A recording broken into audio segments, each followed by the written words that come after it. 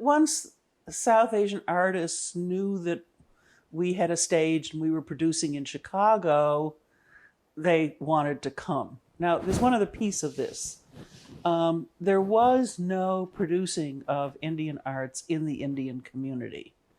If someone had a cousin or a nephew or someone who was coming who was an artist, in the Indian community itself, they might have a concert in their house. Okay. But that was very rare. And this was the point at which the Indian community in Chicago, which is mostly, it's in two areas. It's Western suburban, and the commercial group is around Devon Avenue, and was at that time. Now, the group that was interested in classical music and dance was this Western suburban group, which was doctors and engineers and others who had emigrated to the United States for work. Okay. And they were at that point still organizing their temples. The first community organizations that they did was to build temples. Once they built temples, some of them turned to the arts.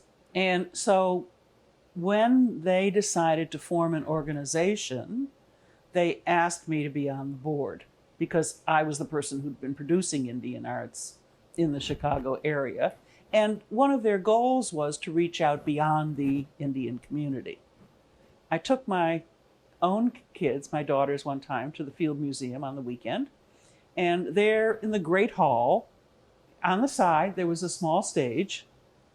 And there was a performance of Bharatanatyam by little girls. They couldn't have been more than 6, 7, 8 years old, in perfect costume and perfect makeup with lovely music.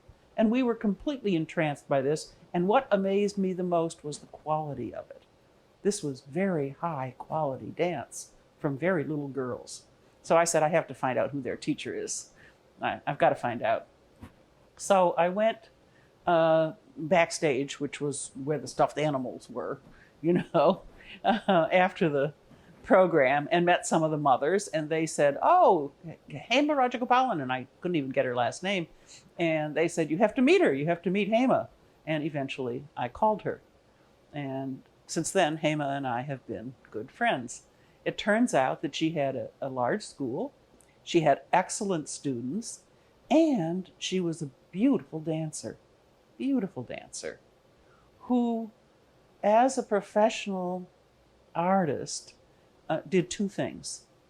One was that she presented programs every year and collaborated with other dancers, non-Indian dancers in the Chicago area.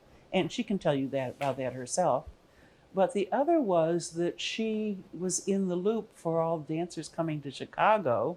So when dancers were coming to the United States, she would present them. She was a very generous person. And so this gradually developed into a pretty active South Asia dance and music scene in Chicago.